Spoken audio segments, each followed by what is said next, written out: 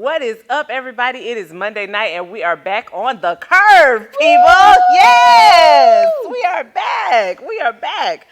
It's your girl Shannon Deneen, of course, and I am joined by my lovely, beautiful, amazing co-host, Tony G. Campbell. How are you all doing this evening? All right, make sure you're following me at Tony G. Campbell, the podcast, on my website at TonyGCampbell.com. Yes, I love my name, apparently. And the newest episode was me and my sister. They came out this morning. It's between two sisters, but it's to tell how we survived childhood. I'm just going to go ahead and listen to it. Go on and listen to the people. Yes. And, of course, I'm your girl, Shannon Deneen, and you can follow me on all the social medias at Shannon Deneen, Denean, and also on my website, shannondeneen.com. You can catch me on my other podcast, which is called Flesh and Blood with my dear fabulous cousins. We're actually having a relaunch of that coming up in June, so stay tuned for that. As y'all might notice, we are missing one of the three amigos. She's not in jail. She's not in jail. Because we talked about this. We talked about that. And if y'all saw her missing, get your bail money right, but that's not why. She did not. Everything's good in the Waller household. Everything's solid. She just had to miss the night. She had a business opportunity. Yes. Honey. She had an opportunity. So make that coin. Listen, we're not ever stopping anybody from making their coin, because when the three of us win, the curve wins, honey. Woo-hoo. Come on now. So Melissa's out doing big things and getting business handled, and so we're going to hold it down for tonight. We got so much to talk about. Yes. Yeah. I'm so excited. Listen, okay, so people, get ready, because it is time for Word on the Street.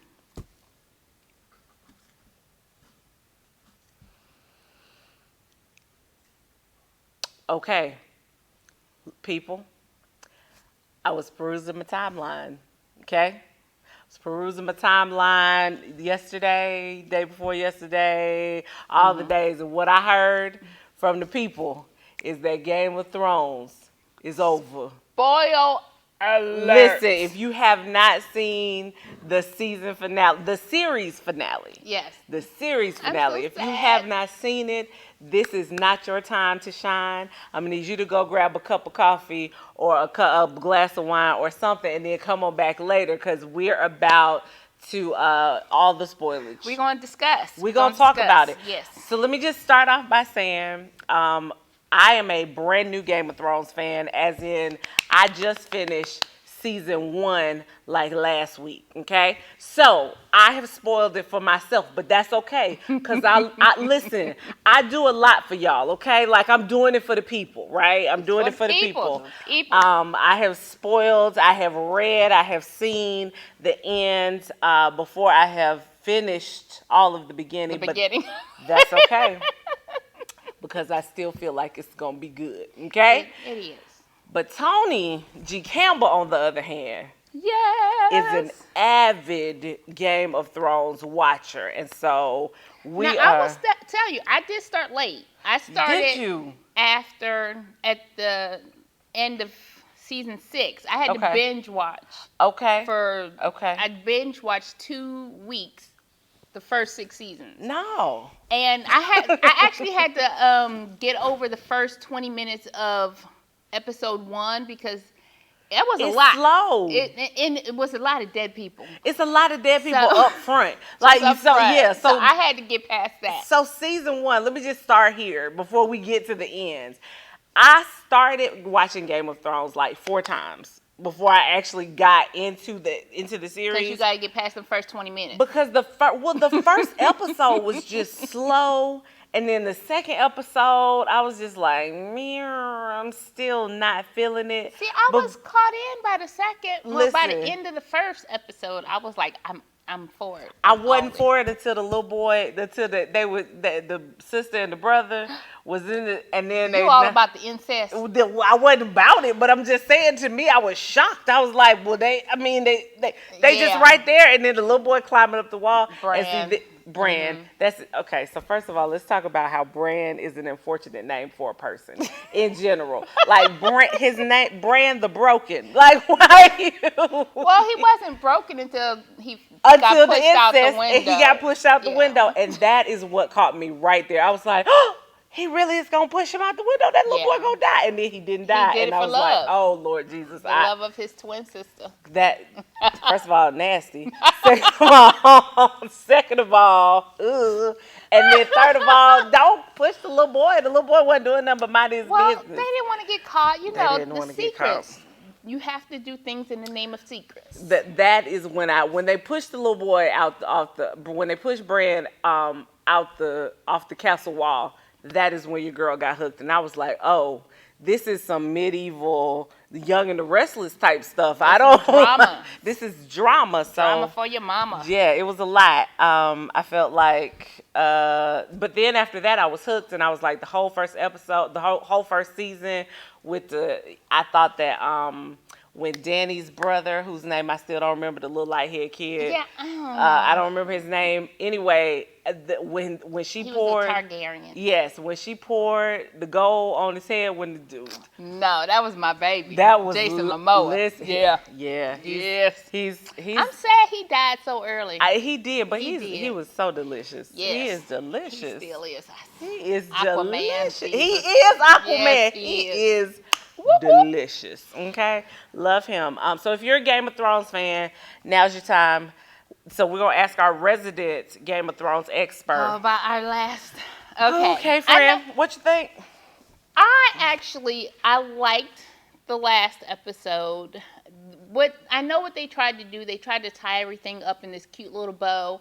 But I really was expecting some surprises. Like, okay, spoil alert. I'm about to let you know. Because when Jon Snow stabbed Dany, I promise you, I thought Arya was about to take off that Jon Snow mask and it was going to be her killing Dany. Because that's just how Arya is. She was the mask killer for a long time. And I was like, she didn't do that? Okay. All right. That really was Jon. It really was Jon. And then I thought when Brienne of Tarth was writing in the book about Jaime Lannister and, you know, saying how he died protecting his king, I thought she was also going to write in there and he has a son to carry on his name because I thought Brienne was going to be pregnated. And she wasn't. No. None of that happened. No, none of that happened. And I mean, I'm like, could we get some surprises? No. I mean, there was no surprises. Because then they would have had to continue telling that story. Like no, that they I would have been happy right there if Arya would have killed Dany. I would have been okay with that because then that means I don't think Jon was already conflicted with the fact that that was his auntie and that was his lover and that she done became crazy. And I know people She didn't become crazy. She was crazy up front. Well, she was. And people, I said people forget that her father was called the Mad King. And eventually, even though we don't want to, we become our parents. Ooh, as much as we try not to, I promise you, I see my mother in me a lot. And I'm like, Lord, I didn't want to be that woman. But so you felt like she became her daddy. We're going to think on that, family, aren't we? We're going to think, I don't know. I'm like, because that's the only answer for her and her power-hungry episodes. I don't know if that's the only answer. I mean, like, let's be honest, that's not the only answer. She thought she was, in the beginning, at least how she portrayed it to us, that she was saving the people. So she had to get rid of the bad people to save the good people. That's what my whole backing of Dany was. She was the hero. She was taking away slavery. You know, she's freeing people from being slaves. That was her whole thing. Okay, but let us think about her beginnings. Like, think about the beginning where her brother was mistreating her. Think about the beginning where she was like, remember like the way her brother talked to her? Yeah, her brother talked to her like crap. Little feeble something. I felt like everything. I don't feel like that was the Mad King syndrome. I felt like that was her being every girl in the hood who's been hurt by a dude and is like, oh, it's about to be on. Like that's what Daddy was. She found her power. She figured out who she was. I mean, I feel like when she didn't burn in the fire. When she didn't burn in the fire, and she was like, wait a minute. And I birthed some dragons. And I've birthed some dragons, and I am that chick. And what you will not do is, and so I don't think it had anything to do with just, oh, I want to free the people. I feel like she had been mistreated her entire life, that her brother had used her, had taken from her, had but that was the culture back then. But apparently not for her. Like, she was not feeling no parts of that culture. Okay, what she was feeling was, I am powerful. She embraced her womanhood. She embraced her power, and I think everything that happened after she figured out I'm that chick was because she was like, I've been mistreated my entire life, and what will not happen from this point on is mistreatment. That's what happened. I don't know. Think about it. That we might have to agree is a feminist. Disagree. Danny is a feminist. That's what happened. Come on now, had the power. Because I think she was all about being Drogon's wife. I think his name was Drogon. Yeah, it was. And all that stuff.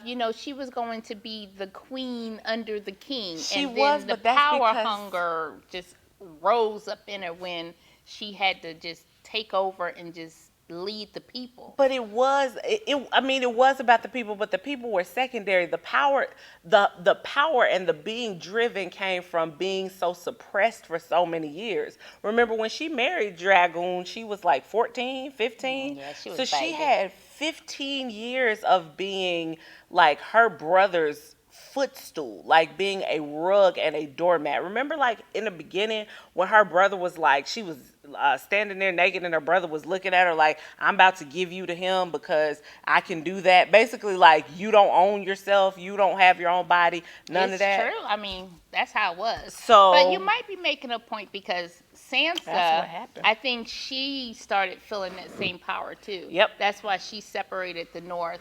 Spoil alert. That part. She separated the North from the 7 kingdoms, and she's like, "No, we're gonna be free." 6 kingdoms. Not even 7 kingdoms no more. Even though it was under her brother, she's like, "I'm sorry, brother. Like, nope, I'm gonna be my own peeps. I'm not even for this no more." Nope. I'm gonna be the queen. She was, and she deserved it, I guess. She grew up from that bratty little girl she used to be. She did. I was excited about that because she was annoying in the beginning. She was annoying.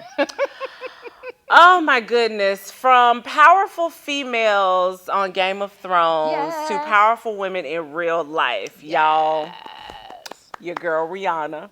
Yes! I love her. Has gone from Grammy Award winning musician to makeup mogul with her line Fenty. Yes. And y'all know how I feel about Rihanna. Like, she's my cousin in my head. And apparently her sales for Fenty and Savage by Fenty, she has surpassed everything. She has surpassed everything that she made as a musician in 2 years of having the Fenty line. So shout out to Rihanna because your girl cleared. I don't. I think the headline was she earns more money making lipstick than she ever did making music. Yes. And so here's the question on the table, friends. Here's the question on the table. Did you ever like Rihanna as an artist to begin with, or should she have originally just gone into fashion? No, I liked her as an artist. You did? Yes, I loved a lot of her music, and I was actually looking for new music from her. I mean, I liked Work. I liked Rude Boy. I liked Take a Bow. I liked B Better Have My Money. That was my song. That right there was my joint. I liked Disturbia. I liked Disturbia. Umbrella. Take a Bow. I mean, she had some amazing songs. She does have a catalog. Yes, she has an awesome catalog. I'ma miss you, Riri. I just felt like as a performer. Okay, so here's the thing. I think I liked her music better like when I was just listening to it on iTunes, because when I saw her live, I struggled to stay at the concert. I never seen her live. Yeah, I saw her live. Her live show. I guess since you struggled to be there, she didn't put on like a Beyonce show. Ooh, no, no. What happened? So a Beyonce show is going to give you, because I've seen Beyonce in concert 4 times. A Beyonce show is going to give you, she's going to come out, she's going to give you everything. She's going to give you everything. There's going to be dancing. There's going to be a light show. You're going to get a movie. Mm-hmm. You're going to get a montage. You're going to get some special guests. You're going to get, you're going to get your money's worth. She's going to go through the audience. She's going to go through the audience. She's going to say, it's going to be some special effects. There's going to be like, there's going to be 4 Beyoncés on stage. Yeah, it's going to be, multiple, like the, what was that song she did from Lemonade? Freedom. Remember on Freedom, she like brought the water, like Cirque du Soleil. It was like, it's an experience at a Beyonce show. You pay for that too. You pay for that. And I paid for it gladly. Come on now. Yes. I gave her all my coins. And what happens at a Beyonce show is that you are so caught up in the movement and the this and that and what's next and what's happening that you don't even realize it's been 2.5, 3 hours. Like you've been on your feet or you've been standing and this, that, and the third. She's going to give you some dancing. She's going to give you some, like, you're going to get the intermissions with the mamas. The mamas are her backup singers. You're going to get all that. In a Rihanna show, you're going to get Rihanna walking around the stage talking a lot.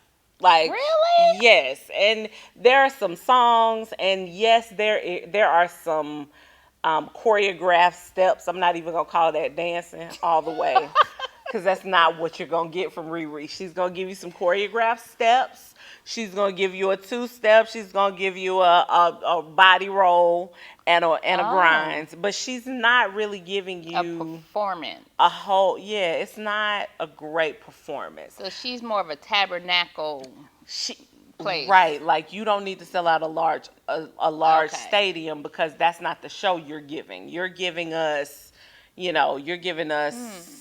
And see, here's the thing. Here's the other reason I struggle with that. Because I've also seen Adele live, and Adele is not giving you no dances, okay? Like, she's not giving you... But Adele got that range of that vocal...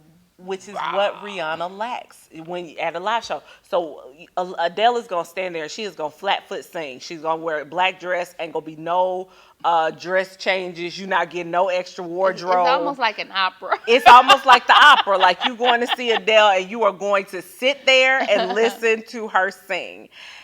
But and on the other hand, and that's cool, because Adele's voice is velvet. Just, everything about her and the way that she puts on it feels intimate, even if it's in a large venue. It feels intimate, right? Okay.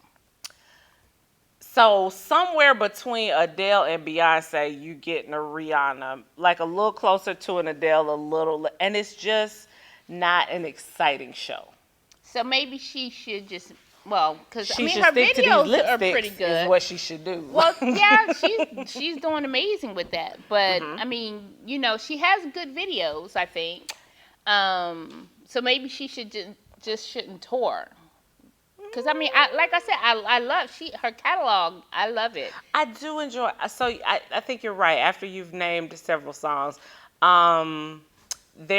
I definitely love, because like I said, I love her. I love her. I love that she's different. Mm-hmm. I love that. I love her her that accent. Little island in there. I love the pizzazz. I love that movie she just did with Donald Glover. Yes! Remember we talked about it? I loved all of that. Yes. I loved her in Ocean's 8. Yes. I thought she was amazing. She did a fantastic job. What was her name? Nine ball.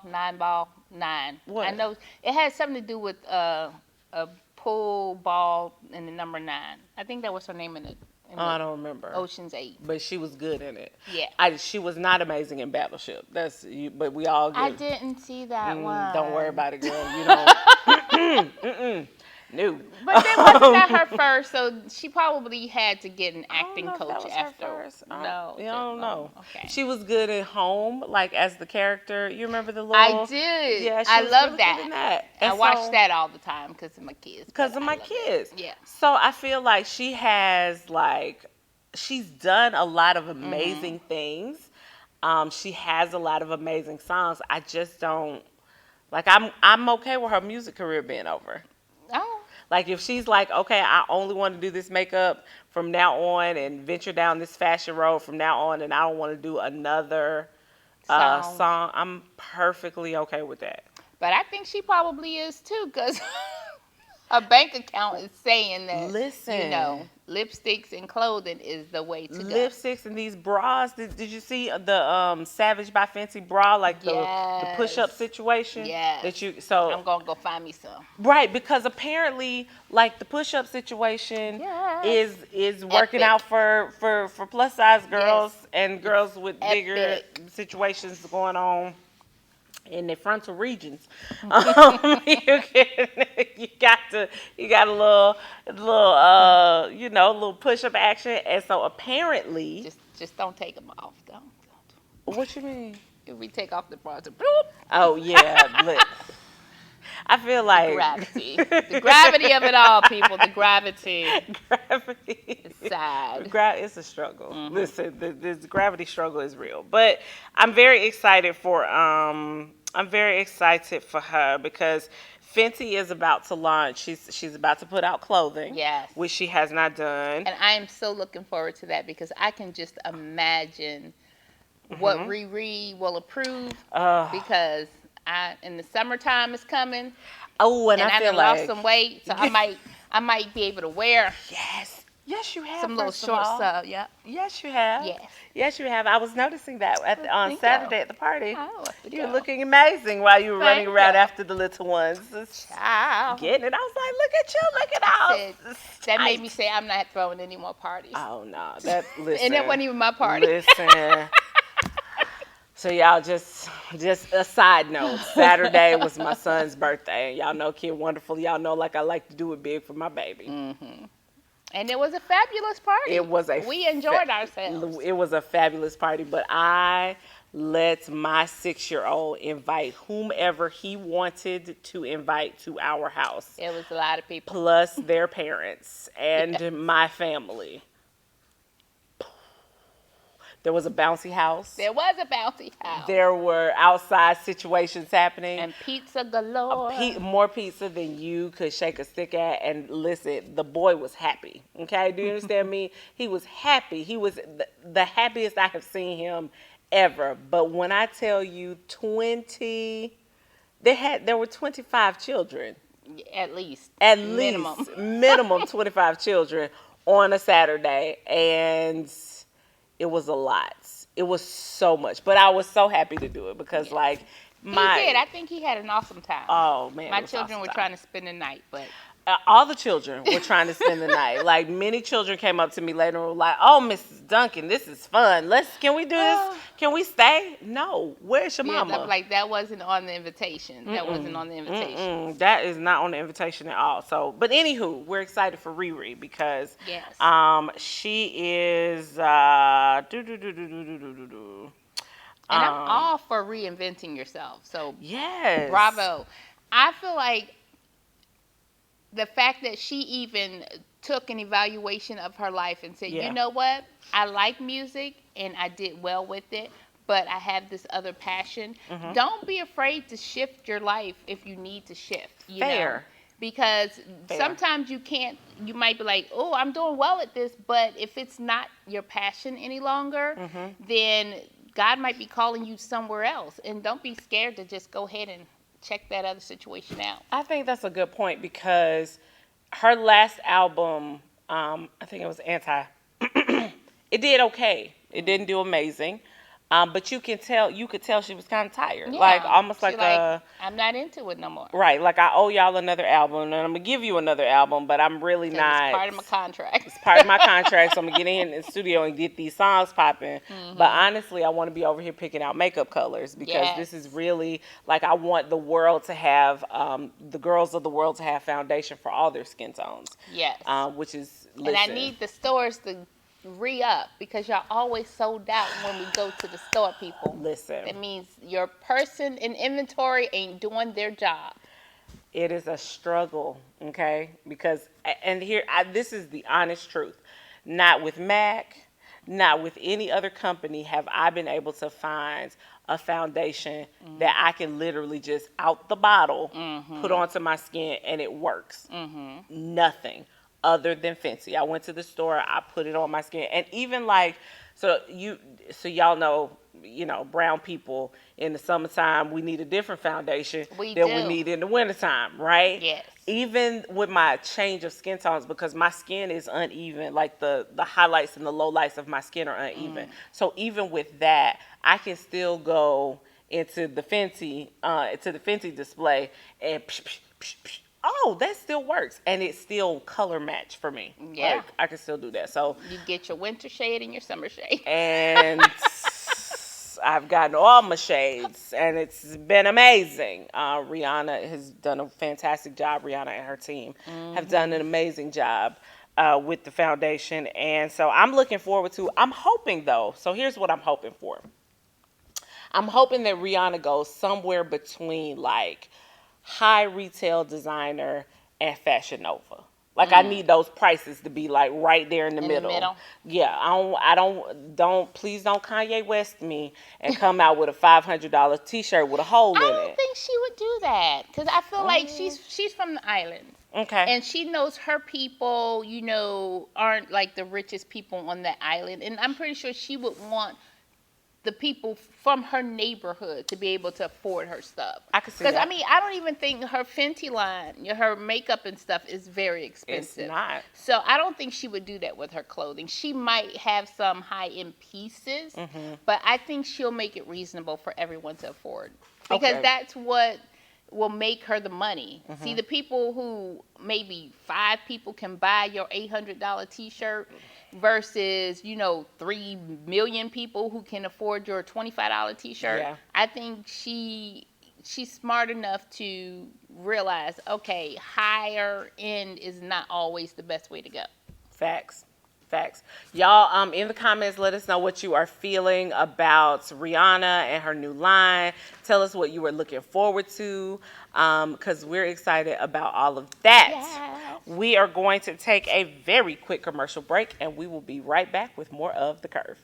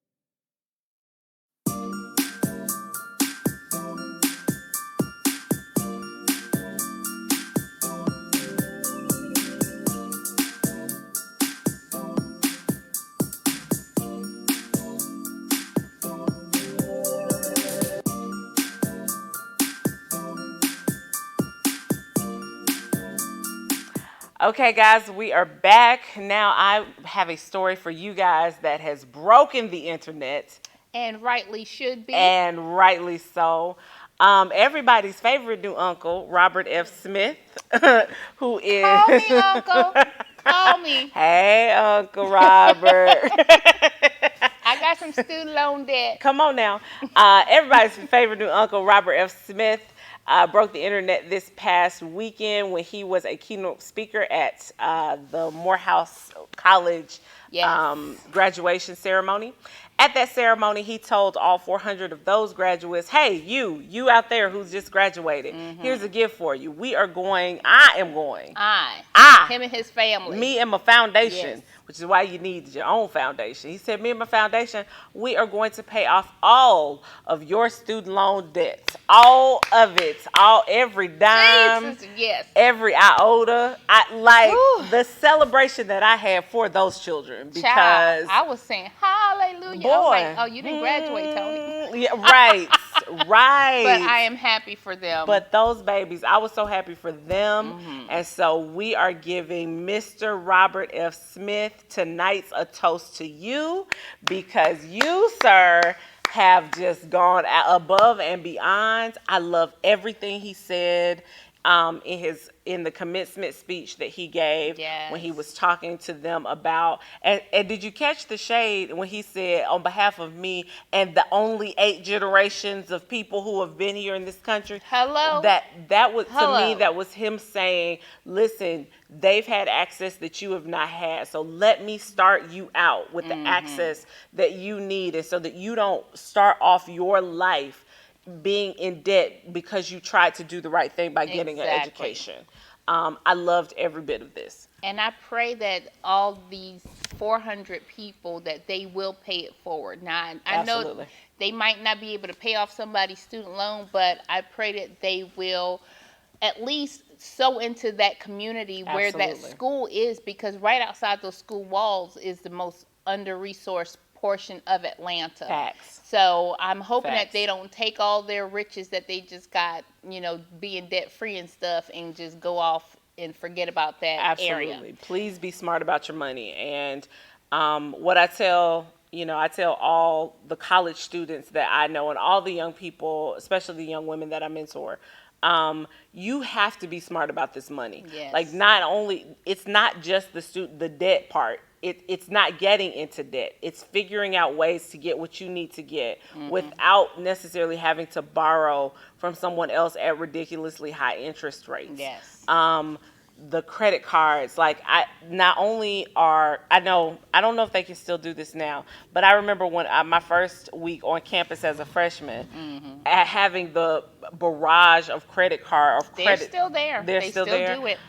Just having them on campus being like, come get you a free t-shirt, sign up for a credit card. Right. No. And so, but you ain't got no job. But the other time that happens, the other time that kids get the most credit is right after they leave college, because you've decided, oh, you don't want to be broke and you don't have to do what your mama say no more, and you don't have to this, that, and the third, and then they pop off and get the credit cards, and then they're stuck with this ridiculously high interest rate. So make sure that you are taking care of your finances. Make sure that you are, not going out there getting into debt, because you've gotten this blessing, you've gotten this leg up. Make sure you take advantage of it, and don't screw it up. Now, what I'm scared of is who's going to be the keynote speaker next year, because that's a bar he has set. He has set that bar way up here. I think they're going to get turned down. It's going to be like, what was the Oscars when everybody kept turning it down? Yeah, I don't want to be. I don't need to be the keynote. Because what I'm not going to be able to do. No. I can't live up to. I can't pay off. I can pay off one student debt, maybe. They might even can't do that. I don't know. I don't know who the keynote speaker is, but I'm going to pray for you. Yeah, that's going to be tough. Maybe they could go back to Robert to be like, hey, listen, how much, how can you want to get help them? Me help somebody else? You want to get them over here?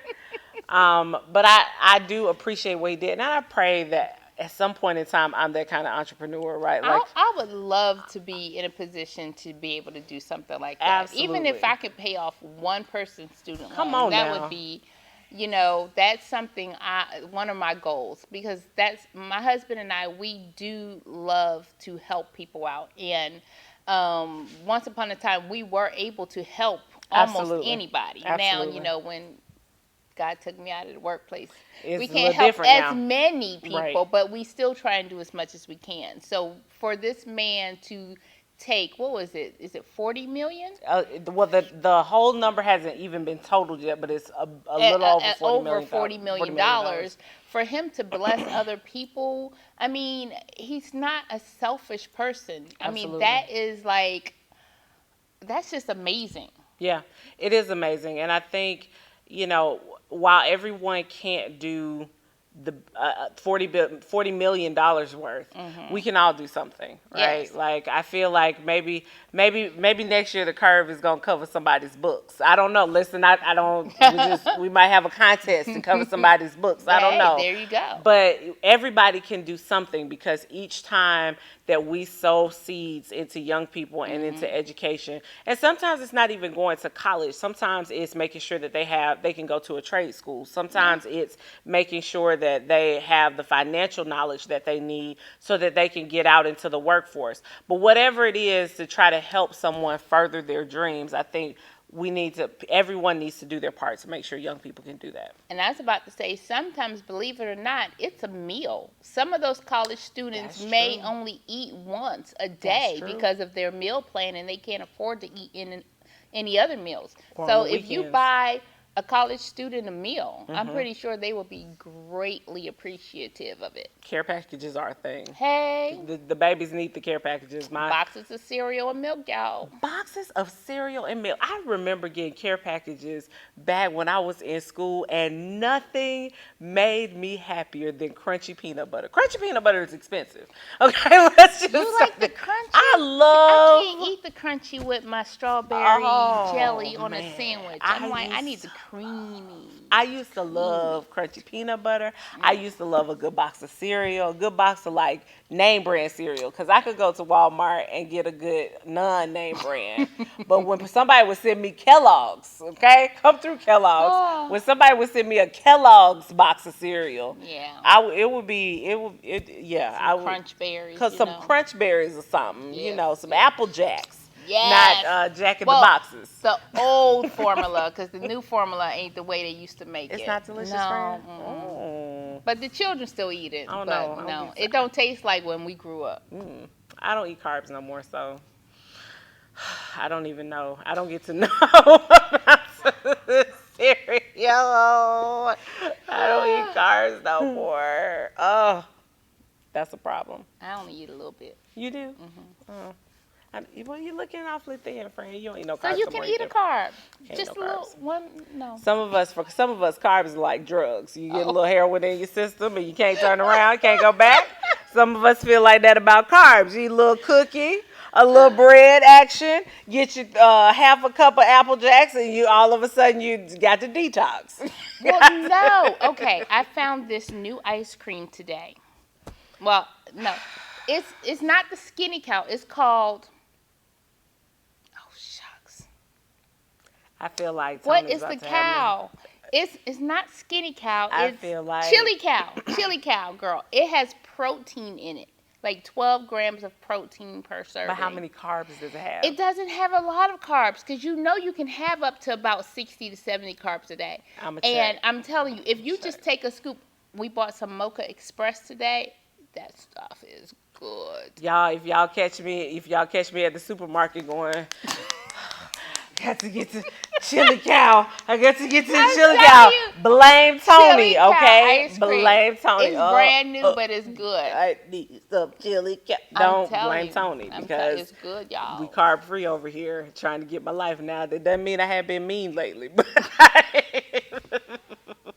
it doesn't mean I have been mean, but I'm carb free in these streets. So I'm not getting no Chili Cow. I'm gonna get some vegetables, okay? Some tomato juice. Call it a day. That's all I got. All right. So from our good friend Roberts to some other wonderful people who are breaking the internet. There's a story on Curvy Fashionista Yeah, and y'all know that's one of my favorite websites for the plus size community. The Curvy Fashionista was talking about myths of the plus size community and how there are like a zillion people out here in these streets being healthy and getting their workout on. Exactly. And she highlighted, I believe, 8 people on her site, talking about the plus size weight loss fitness myth.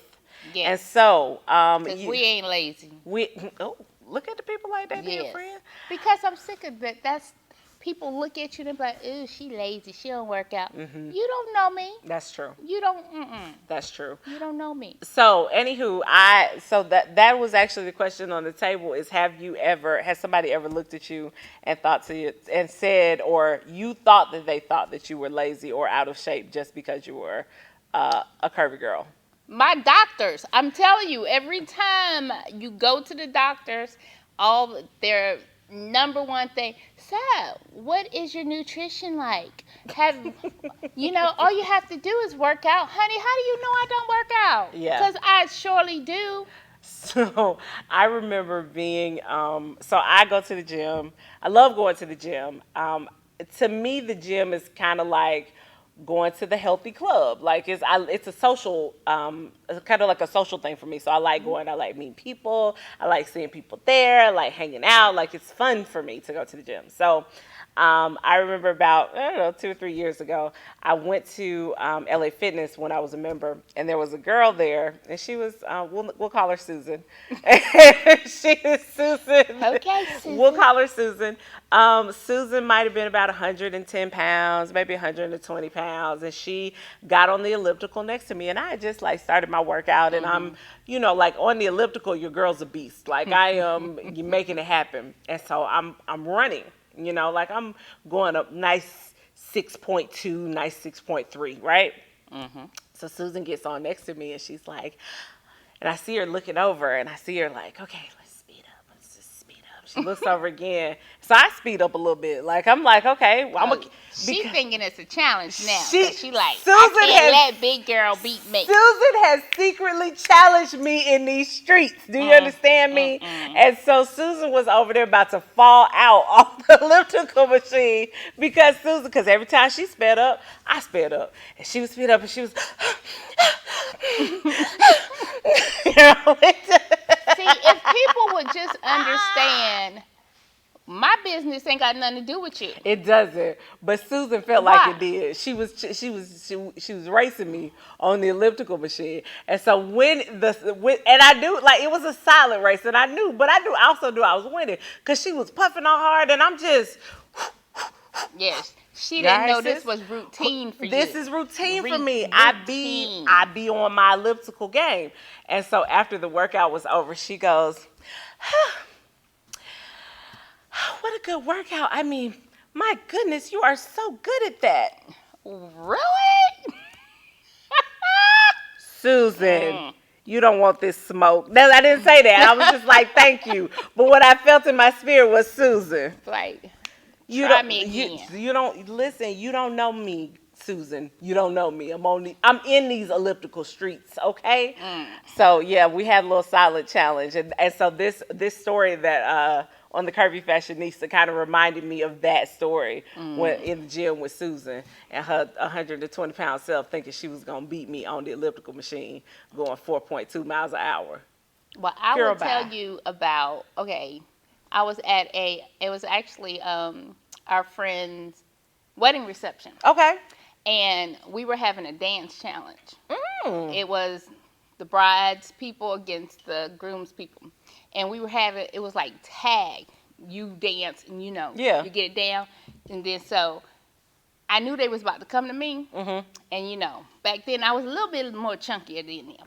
But I was like, okay, I got something for I'm ready. I got this. They tagged me in. Your girl went to started to do the twerk. Uh-huh. And then I went straight down into a split. Come on now. Shut it down, people. We won. Yeah. Even the groom was like, it's over. That's over. And then all I got after that was, girl, why'd you do that? Now I got to go home and stretch. The fact that you were not at home doing your stretches anyway don't have nothing to do with me and my ability because to hit these what splits it in these is they probably didn't think old girl could do a split. You know what I'm saying? They did not. But I can and still can. Hey, come on, friend. Hey, I love it. So so the myth of I think the purpose of the story and the point of the story is like she was going through people's Instagrams, kind of showing them working out and showing them. I think there's a event in Atlanta. It actually just passed this past May called the Plus Strut that does the very same thing. Oh. It is a 5K specifically designed for plus size and curvy women. I need to do a 5K. 5Ks are fun. I used to love doing 5K, which is why I could pace with Susan when she started running with me. I was like, oh, you can pace past Susan because Susan was struggling keeping up with you. Susan was struggling. But the Plus Strut is a perfect example of plus size women and men specifically getting together and just going out and having a good time. And I think we need more examples of that in the media so that we can kind of change those myths of people thinking that plus size people aren't lazy, they're not working out, they're not healthy, this, that, and the third. Nah, it's not. We're not flexible and all that other stuff, but old girl can put a leg behind her head. Yeah, hey. That's why my husband married me. Come on, friend, I ain't mad at it.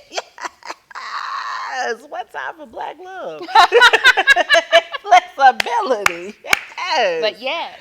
Oh my goodness. So that is what I think that it's really important for us to highlight stuff like that because I think it's such a myth that we're fighting that, oh my goodness, And then I think it helps people who are scared to go to a gym because they feel like they're being watched or even judged. But you are being watched. Get them. Yeah, you are, judged. But you got to just tune them out because their business, your business is none of their business. Yeah. Just because they're making it their business, don't you make it your business. You got to tune them out. And here's the other thing that I say. Wear cute clothes to the gym. Listen, don't go to the gym looking a hot mess. This is not the time for you to be wearing your shorts that you cut yourself or your ones with your shirts with the holes in the underarms. This is not the time for that, okay? Like, get yourself some good sports bras, get yourself some cute clothes so that when you go to the gym and people are looking, you give them something to look at. Like when I go to the gym, I feel like I'm gonna give you something. Not see that. You gonna see. You gonna be I can't with you. I cannot with you. If you're gonna be here and you're gonna be looking at me, you might as well be looking at something amazing. And that's just how I feel about it. Toot. Like beep, and pat myself on the back. Like if I'm gonna be here, I'm gonna be amazing. And so, I feel like that about everything. Wherever you go, present yourself in the very best manner. And yes, you're at the gym, and yes, you might not want to be there, but if you go in a cute outfit, you never know what could happen. Yeah, that's true.